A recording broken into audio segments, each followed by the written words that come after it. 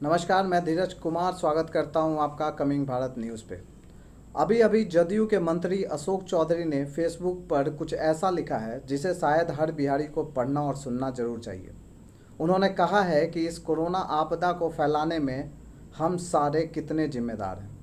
धीरे धीरे इनके लिखे हुए पॉइंट्स पर ध्यान देते हैं कि उन्होंने क्या क्या लिखा है। उन्होंने लिखा कि सोशल मीडिया पर एक सज्जन ने यह पोस्ट शेयर किया जो मैं आप सभी के साथ साझा कर रहा हूँ।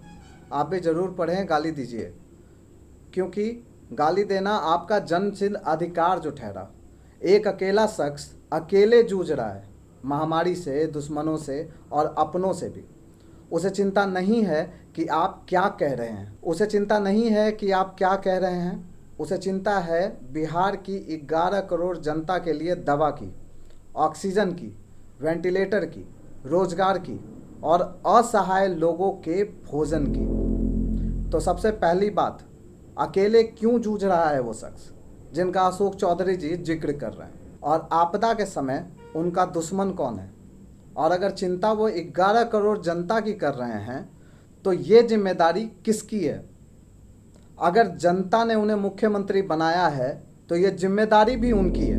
उन्होंने आगे लिखा कि उस पर से विपक्षियों का आरोप झेलना है, और तो और अपने भी नहीं चूक रहे हैं, मगर वो निस्वार्थ भाव से बिहार को इस आपदा से निकालने में लगे हैं। जी बिल्कुल, मैं उनके कार्य पे उंगली नहीं उठा रहा, पर विपक्ष का आरोप झेलना कहीं ना कहीं आपको आपके कमी को भी दिखा सकता है, और सवाल पूछना भी इस विपक्ष का हक है।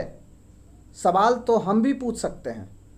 खैर, उन्होंने आगे लिखा, महामारी तो पूरे विश्व में है, जो देश के विकसित राज्य महाराष्ट्र, दिल्ली, पंजाब, हरियाणा सहित सभी राज्यों में भी है, मगर हमें तो गाली देने की आदत है।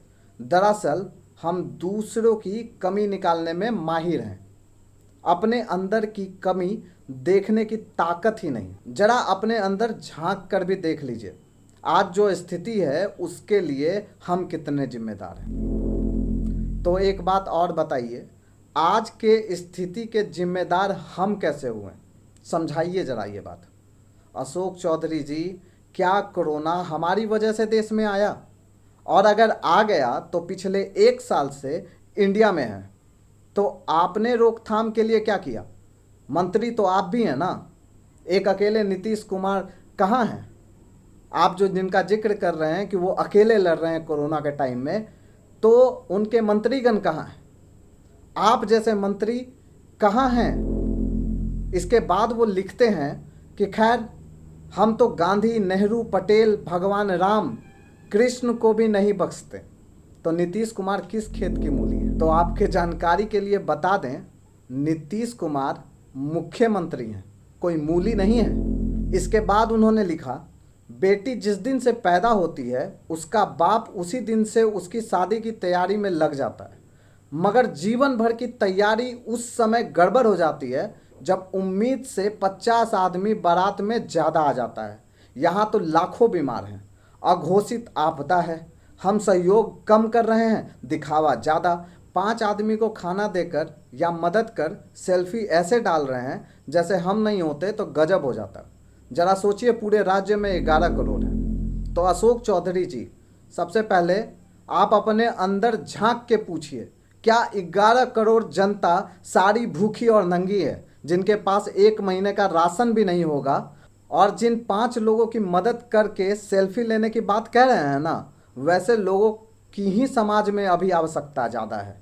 अभी हाथ से हाथ मिलकर ही मजबूत हो सकता है।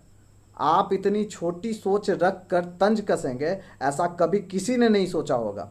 कोई बात नहीं, आगे अभी सुनते हैं कि क्या क्या कहा है अशोक चौधरी जी ने। फिर भी कोई बात नहीं, आप गाली दीजिए, जब इस आपदा से निपटेंगे तब आपकी गाली भी सुनेंगे। पहले बिहार को बचा लें। एक बीमार बिहार, अपराधग्रस्त बिहार और पिछड़ा बिहार आपने दिया। 15 साल में उसे विकास के रास्ते पर लाएं। आज की नौजवान पीढ़ी क्या जानती है 2005 से पहले के बिहार की स्थिति? बात तो सही है, सही बात कह रहे हैं आप। क्या जानेंगे नौजवान पीढ़ी कि 2005 से पहले क्या होता था? पर बीमार बिहार कहना आपकी छोटी सोच को दर्शाता है।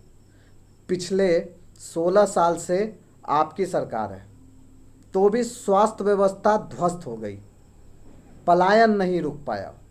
कोरोना जैसे महाप्रलय में आज मैं ये सारी बातें करूं, ये मुझे भी शोभा नहीं देता। इसके बाद वो कहते हैं, लेकिन आपने जाति धर्म की राजनीति में फंसकर क्या किया, क्या दिया? मात्र 43 सीट, और जिसने बिहार की दुर्दशा की, जिसकी वजह से बिहार पीछे है, उसे 80। फिर भी हम दोषी हैं, आप निर्दोष। साहब, सरकार आपकी ही है, मुख्यमंत्री आज भी नीतीश कुमार ही हैं। आज आप सीट की बात कैसे करने लग गए? आपके कहने का क्या मतलब है? कम सीट आने के वजह से नीतीश कुमार के स्वभाव में, निर्णय लेने में क्या कोई परेशानी आने लगी है? क्या नीतीश कुमार के पास पहले जैसी क्षमता नहीं रही कि बिहार में एक अकेला निर्णय वो ले सकें जिस पे ठोस कदम उठाया जा सके? खैर, ये भी छोड़िए, आगे लिखते हैं, किस मुंह से मजबूर मुख्यमंत्री कहते हैं?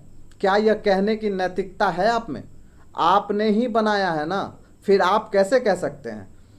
फिर भी हम लड़ेंगे इस आपदा से, बिहार के लिए, आपके लिए और 11 करोड़ जनता के लिए, क्योंकि जनता ने हमें इसी के लिए चुना है। सही बात कह रहे हैं आप, जनता ने आपको इसीलिए चुना है। इस आपदा से आप अकेले नहीं लड़ रहे हैं, पूरा बिहार लड़ रहा है, हर एक बिहारी लड़ रहा है। आज़ादी जिस तरह से किसी एक के लड़ने से नहीं मिली थी ना, उसी तरह से ये जंग भी एक के बस की बात नहीं है, जिसका आपने बार बार जिक्र किया है। विचारधाराएं अलग अलग हो सकती हैं, पर उद्देश्य सिर्फ बिहार को बचाने का होना चाहिए, आगे ले जाने का होना चाहिए। बस अभी के लिए इतना ही, चलते हैं, नमस्कार।